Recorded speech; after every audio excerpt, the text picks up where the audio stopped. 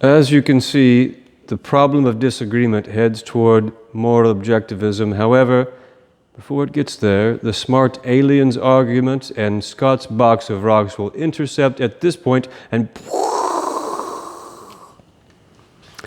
sometimes when folks are new to philosophical ethics, they argue that we don't really need to study this stuff because it's all just a matter of opinion, man. I've got my view, you've got your view.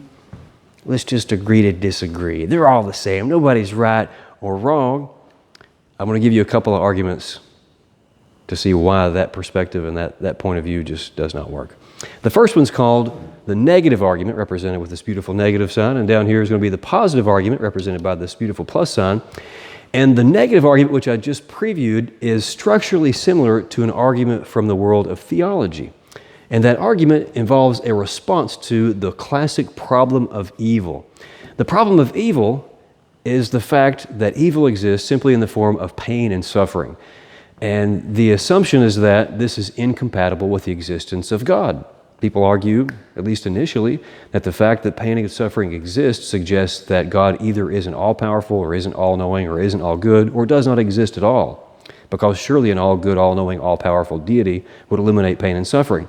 However, there are a couple of responses to the problem of evil, a couple of ways to resolve it. One of those would be the argument from appreciation. It's, of course, the fact that when we experience pain, when we later experience pleasure, it's that much more enjoyable.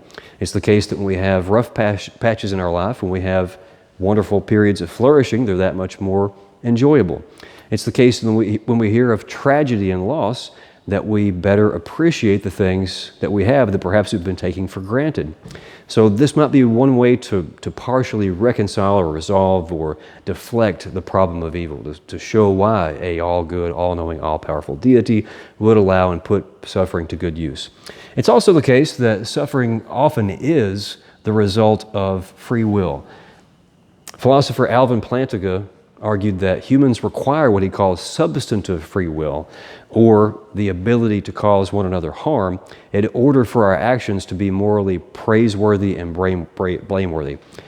What I mean is, if it were the case that we could only choose good and we could not harm one another, then when we chose well, there would be no reason to celebrate. There'd be nothing to feel good about or proud of. There'd be no reason to reward one another or be praiseworthy of our actions. It's the fact that we can choose poorly, that we can cause one another harm, that makes our good decisions that much more awesome.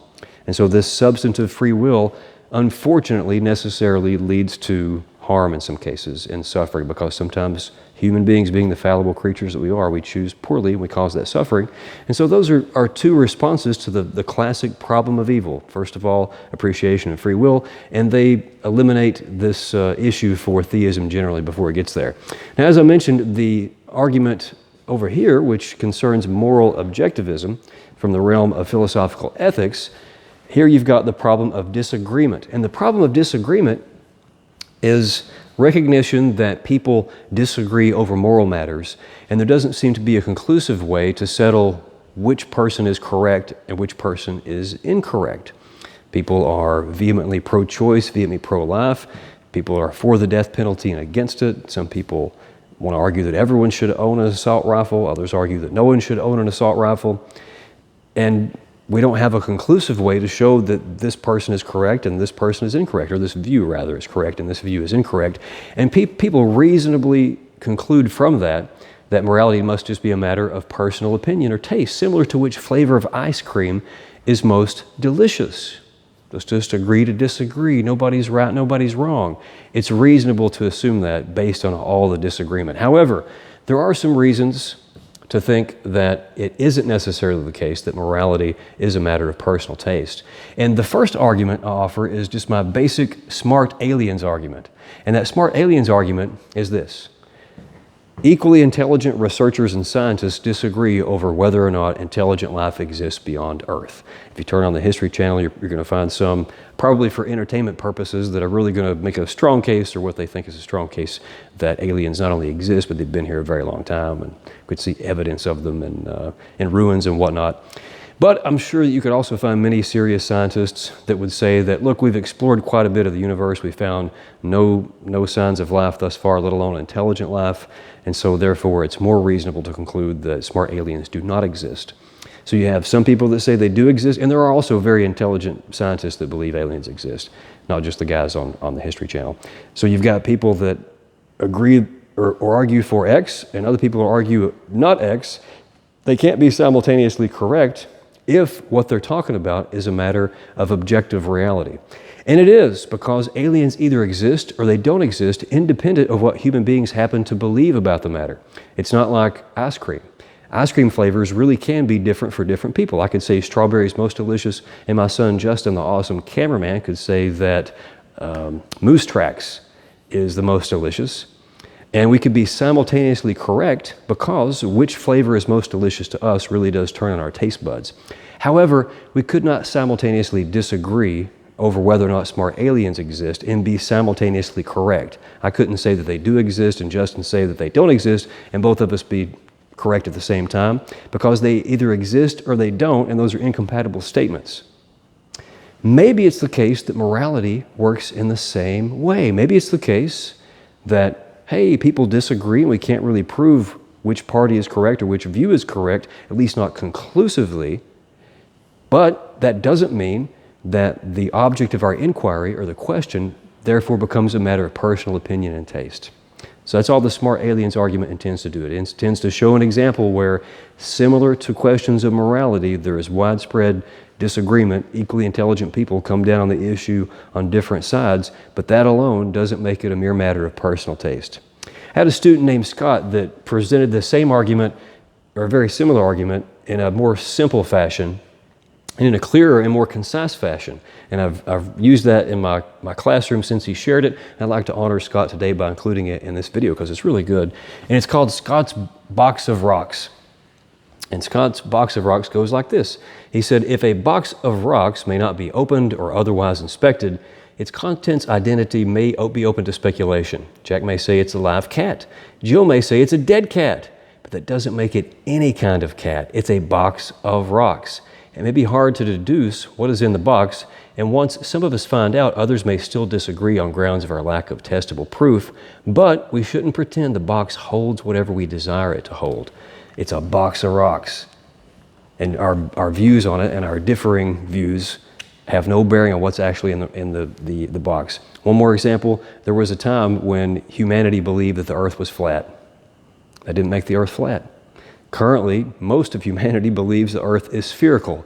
That doesn't make the earth spherical. The earth is either flat, spherical, oblong, some other strange shape, independent of what we believe, because our beliefs are simply mind states, and they, in many cases, don't have direct bearing on reality. So morality could be exactly the same way. We could be in a position, say several thousand years ago, when people reasonably disagreed over whether or not the earth was flat or round, but we couldn't prove one way or the other. That didn't mean that people could be simultaneously correct. It was either flat or round or some other shape independent of their beliefs. Smart aliens are the same way. What's in Scott's box is the same way. Morality could also be the same way. So again, that's a negative argument because it discredits a common objection against moral subjectivism, which is the problem of disagreement. Those are the two arguments against it that destroy it. The other argument is the positive argument. And the positive argument is going to point out the absurd implications that are often neglected or overlooked of moral subjectivism. And those absurd implications are I think, some things that you're going to agree are reason enough to say, okay, fine, I'm not a subjectivist after all. We'll see, though. Imagine a guy named Evil Johnny. And Evil Johnny has some pretty questionable moral views. Evil Johnny believes that death camps are morally permissible, that baby torture is morally permissible, and that the masked singer is morally permissible. Now, if anything is morally impermissible, it's the masked singer. I'm, of course, kidding. But torturing babies for fun, for example, imagine a person who sincerely believed, yeah, it's okay to torture babies for fun, whatever, they're just babies. Yeah, torture them, whatever, it's okay. Death camps, yeah, sure, they're fine. Death camps are cool. If you're a moral subjectivist, you would have to say, well, those views, even though I don't agree with them, they're correct for them. That's morally appropriate and acceptable for them. Are you willing to say that about someone who has Just imagine, if these examples aren't extreme enough, whatever example you want, imagine having to say, yes, those are okay for them. Now, if Evil Johnny had these views, but he just kind of stayed to himself, might not be that big of a deal. But say he begins to act on these views and say another view that Evil Johnny has, is that it's okay to kidnap people and then to keep them in a dungeon in his basement. If Johnny were to do this, if he were to kidnap people and keep them in a dungeon in his basement, and you're a moral subjectivist, you wouldn't be able to say, Johnny, what you're doing is unethical, it's wrong, it's immoral, it's unjust. You wouldn't be able to say any of those things. You may try to stop Johnny, but I'm not sure on what grounds. You couldn't say that what he's doing is wrong if you believe that there is no right or wrong. In fact, if Johnny kidnapped you and put you in his dungeon in his basement, you could say, let me out of here! Give me some food at least! But you couldn't say, what you're doing is wrong. What you're doing is unethical, immoral, unjust. You couldn't say any of that stuff. If you did, Johnny would say, I thought you said you were a subjectivist. Sometimes, and of course you could object to this on moral grounds, of course it's unethical to torture people, to torture babies for fun. Death camps are unethical. Of course, I don't have to give you a fancy philosophical argument to tell you to prove any of that stuff. You can just directly see, you can just directly know, and in a later chapter, we'll talk about the role of our moral intuitions.